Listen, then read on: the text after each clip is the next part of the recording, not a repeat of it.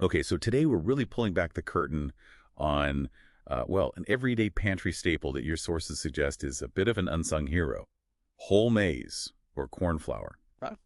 Welcome to the deep dive. We take your insights, unpack them, and hopefully get you the crucial knowledge fast.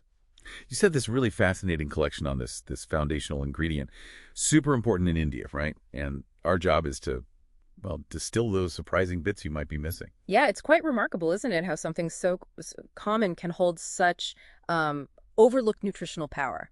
The material you shared is incredibly rich. Some fresh perspectives, definitely practical insights into this staple. Okay, so your sources really hammer home this idea of whole maize flour as a whole food champion. Yeah. For those of us maybe just seeing corn flour on the shelf, what specifically makes it a whole food? Why is that distinction so important? That's a really critical point. Whole maize flour, corn flour, it's made by grinding the entire kernel. So that means you get the bran, that's the outer layer, right? Right. The germ, which is like the embryo bit, Right. full of nutrients, and the endosperm, which is the starchy part, all of it. And that's why it's a whole food champion. Keeps all that natural goodness packed in. And that's totally different from, say, refined maize flour or Maida. What's getting lost there? Exactly. Maida, well, that's only the endosperm. They strip away the bran and the germ during processing. Yeah. And that's where, the bulk of the fiber, the B vitamins, the essential minerals, that's where they live. So Maida might give you a finer texture, maybe, but you lose out massively on the nutritional front. Choosing whole is, well, it's a simple but pretty impactful health step. Okay, so moving beyond just what it is, what are the big health wins your sources were highlighting? I mean, I'm curious about the sustained energy and digestion part especially. Right. Yeah. This is where it gets really interesting. Whole maize flour isn't just, carbs. It's primarily complex carbohydrates. That means you get that stable, steady energy release, no big spikes, no crashes. Okay, stable energy. Good. And the digestion bit. The sources pointed out something quite specific, the fiber, including resistant starch. It doesn't just prevent constipation. It actually feeds the good bacteria in your gut. It acts like a prebiotic. A prebiotic, so it's actively helping your gut microbiome. Exactly. Fueling those beneficial microbes. That's a connection people often miss, I think. Wow, okay, so it's like your gut's personal trainer, almost.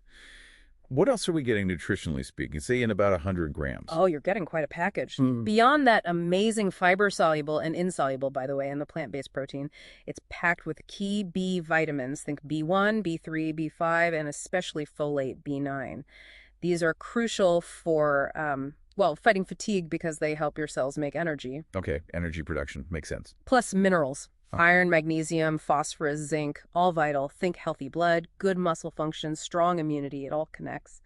And importantly, it generally has a lower glycemic index compared to refined flours, meaning it raises your blood sugar levels more slowly, more gradually. That's huge for managing blood sugar and keeping energy stable all day.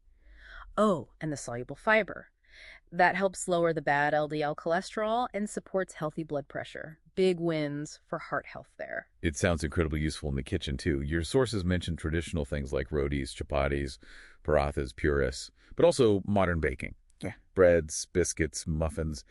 But are there any important cautions, things people need to keep in mind? Yes, that's a really important question to raise. While it's fantastic for many, it's absolutely crucial to remember maize or corn does contain gluten. Oh, okay. Gluten. So anyone with celiac disease or even non-celiac gluten sensitivity must strictly avoid it. It can cause serious adverse reactions for them. Right, crucial point. Anything else? Well, if you're not used to a high-fiber diet, maybe introduce it gradually, just to avoid any temporary digestive discomfort like gas or bloating while your system adjusts. And, thinking about the downsides of refined Maida, the weight gain links, the blood sugar spikes, it really just highlights why choosing the whole version matters so much. Okay, so pulling this all together then, what's the main takeaway, the core message about whole maize flour? I think it's pretty clear. Whole maize flour is foundational, it's affordable, and it's incredibly nutritious.